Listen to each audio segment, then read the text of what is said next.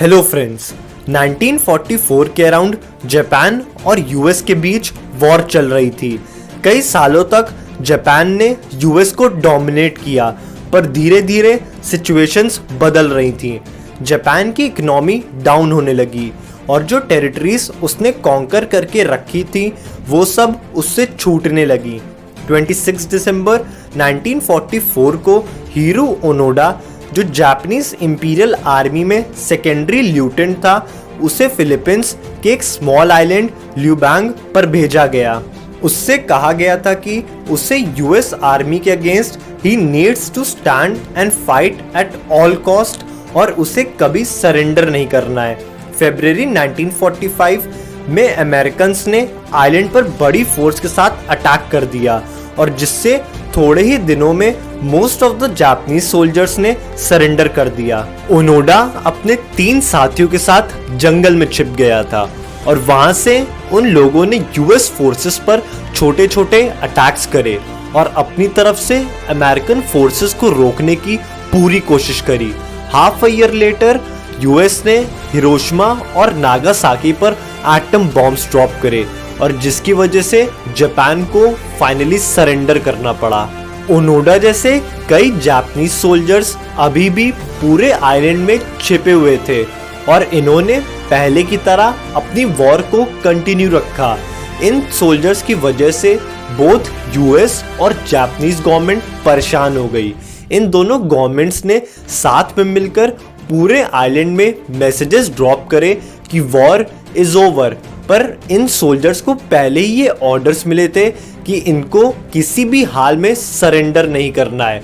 5 years went by और अब तक अमेरिकन फोर्सेस वापस भी जा चुकी थी, पर अब भी ओनोडा और उसके साथी वहां के लोकल लोगों पर शूट कर देते थे, उनकी क्रॉप्स जला देते थे और इसके चलते वहां की लोकल गवर्नमेंट ने भी इन सोल्जर्स को समझाने की बहुत कोशिश करी। पूरे आइलैंड में फ्लायर्स के थ्रू मैसेजेस ड्रॉप कराए, पर फिर से इन सोल्जर्स ने उन मैसेजेस को इग्नोर कर दिया। 1952 में जापानीज गवर्नमेंट ने एक फाइनल एफर्ट करा और सारे मिसिंग सोल्जर्स की फैमिली पिक्चर, लेटर्स और खुद एम्परर का लेटर पूरे आइलैंड में एयर ड्रॉप कराया। बट वंस अगेन ओनोडा और उसके साथियों को लगा कि ये अमेरिकन्स की कोई ट्रिक है और इसलिए वो फिर से बाहर नहीं निकले। अगले कुछ साल ऐसे ही गुजरे और फिर वहां की लोकल पॉपुलेशन ने डिसाइड करा कि वो इन सोल्जर्स को मारेंगे और इसके चलते 1959 में ओनोडा का आखिरी कंपेनियन कोजुका एक शूटआउट में मारा गया। 1972 में जापानीज गवर्नमेंट ने पूरे आइलैंड में सर्च पार्टीज भेजी ओनोडा को ढूंढने के लिए, जो कि अब तक पूरे जापान में एज अ मिथ और घोस्ट के फॉर्म में फेमस हो चुका था। इस टाइम सुजुकी नाम के एक एडवेंचरर ने डिसाइड करा कि वो ओनोडा को ढूंढेगा। एकदम अनार्म्ड और अनट्रेन्ड वो ओनोडा को ढूंढने निकला और सिर्फ 4 ही दिनों में उसने ओनोडा को ढूंढ भी लिया।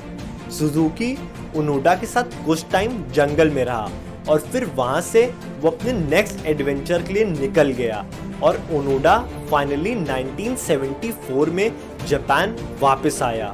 वापस आने पर उसे एकदम सेलिब्रिटी की तरह ट्रीट किया गया। उसे रेडियो स्टेशंस पर स्पीचेस देने के लिए बुलाया जाने लगा। पॉलिटिशियंस उसके साथ रहने लगे और गवर्नमेंट ने भी उसे huge sum of money as a reward दिया। बट ओनोडा को जापान का न्यू सुपरफिशियल और कैपिटलिस्ट कल्चर एकदम भी अच्छा नहीं लगता था। In irony of ironies, Onoda जितना जंगल में डिप्रेस नहीं हुआ था, उससे कई गुना ज्यादा वो जापान आने के बाद हो गया। वापस आने पर उसे ये पता चला कि उसके इतने सालों की स्ट्रगल सब वेस्ट निकली और फाइनली ओनोडा 1980 में ब्राजील शिफ्ट हो गया, जहां पर उसने अपनी लाइफ का आखिरी टाइम बिताया। ओनोडा की स्टोरी की हेल्प से आप ये समझिए कि ह्यूमंस अपनी लाइफ का लार्ज पोर्शन ऐसी चीजों में लगा देते हैं जो एकदम वर्थलेस होती है। जैसे ओनोडा ने अपनी आधी लाइफ एक ऐसे एम्पायर की सर्विस में लगा दी जो कभी एग्जिस्ट ही नहीं करता था। यहाँ से आप एक और चीज समझिए, ओनोडा को लगता था कि हिज सफरिंग मेंट समथिंग, उसकी सफरिंग एक ग्रेटर कॉज को फुलफिल कर रही है, और क्योंकि उस टाइम उसको ऐसा लगता था इसलिए वो अपनी सफरिंग को एंड्योर कर पाया। मैं सफरिंग के ऊपर एक ऑलरेडी डिटेल्ड वीडियो बना चुका हूँ जिसमें मैंने सफरिंग के बारे में अपनी तरफ से A to Z सारी चीज़ें बताई हैं, और मैं उस वीडियो को आई बटन में डाल दूंगा, आप वहां से जाकर उस वीडियो को चेक कर सकते हो। वैसे मैंने उस वीडियो में बताया था कि सफरिंग और प्रॉब्लम्स हमारी लाइफ का एक ऐसा पार्ट है जिनको अवॉइड नहीं किया जा सकता, और इसलिए हमें किसी भी टाइप की सफरिंग से पहले ये डिसाइड कर लेना चाहिए कि why am I suffering and for what purpose I am suffering. जैसे ओनोडा का सफर करने के पीछे का पर्पस एकदम क्लियर था, इसलिए जब तक वो स्ट्रगल कर रहा था उसे अपनी सफरिंग वेस्ट नहीं लगी। ठीक ओनोडा की तरह ही हमें भी अपना पर्पस एकदम क्लियर रखना होगा। अब ये पर्पस क्लियर कैसे होगा, इसका आंसर है सेल्फ अवेयरनेस। सेल्फ अवेयरनेस की 3 स्टेजेस होती हैं, so let us quickly understand them. Self awareness की फर्स्ट स्टेज में हमें हमारे इमोशंस को समझना होता है, जैसे मुझे किन चीज़ों से होप मिलती है, किन चीज़ों से हैप्पीनेस, वो कौन सी चीज़ है जो मुझे सैड फील कराती हैं। ये most basic level of self awareness है।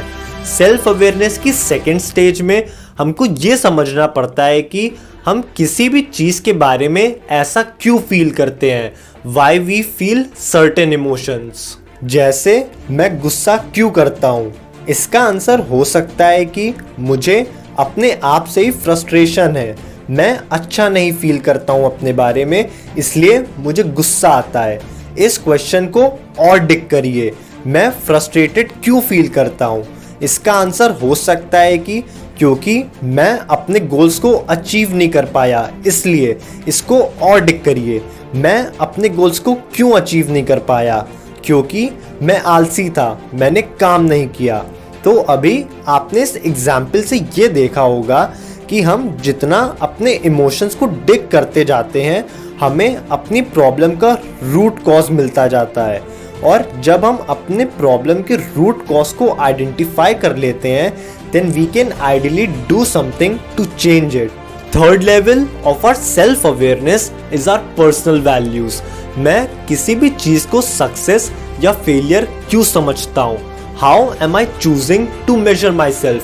मैं अपने आप और लोगों को किस बेसिस पर जज करता हूँ।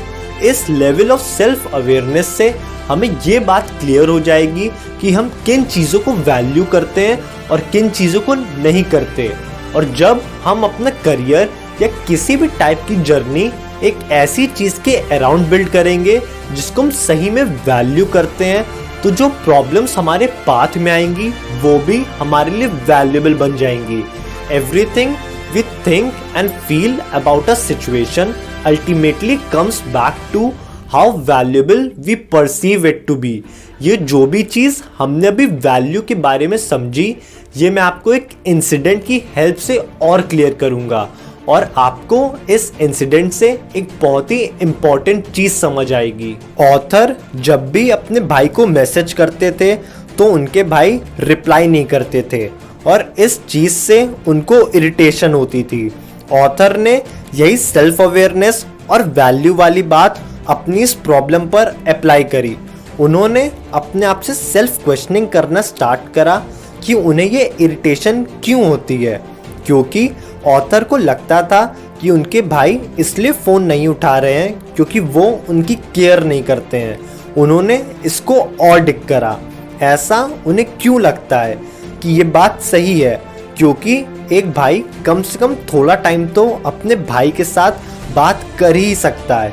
उन्होंने इसको और डिग करा कि because of all this why he is feeling like a failure, और इसका उनको आंसर मिला because we are brothers and we are suppose to have a good relationship. इस पूरे केस में 2 चीज़ें ऑपरेट हो रही हैं, वैल्यू और मेट्रिक। वैल्यू जो चीज़ ऑथर को इम्पॉर्टेंट लगती है, जैसे इस केस में रिलेशनशिप विद हिज ब्रदर, और मेट्रिक कि कैसे उनकी ये वैल्यू सेटिस्फाई हो रही है। जैसे यहाँ पर वो कितनी बार अपने भाई से बात करते हैं, ये उनका रिलेशनशिप स्टेटस डिफाइन करता है। यहाँ पर आप ऑब्जर्व करिए, जो ये ऑथर की मेट्रिक है वही उन्हें फालतू का स्ट्रेस दे रही है, और अगर उनकी ये मेट्रिक चेंज हो जाए तो उनकी प्रॉब्लम भी सॉल्व हो जाएगी। Everything depends upon how you measure and value your situations. ये वैल्यूज हमारी लाइफ में एक बहुत ही इंपॉर्टेंट रोल प्ले करती हैं, और मैं आपको यहाँ पर 3 मैट्रिक्स बताऊंगा जिसकी हेल्प से आप अपनी वैल्यूज को डिफाइन कर सकते हो। First metric is reality based, second metric is socially constructive, third metric is immediate and controllable. जैसे रियलिटी बेस्ड वैल्यूज हुई honesty, self respect. Socially constructive values हुई चैरिटी, ह्यूमिलिटी, और इमीडिएट एंड कंट्रोलेबल वैल्यू हो सकती है creativity. ये सारी good और हेल्दी वैल्यूज हम पर डिपेंड करती हैं। They can be achieved internally.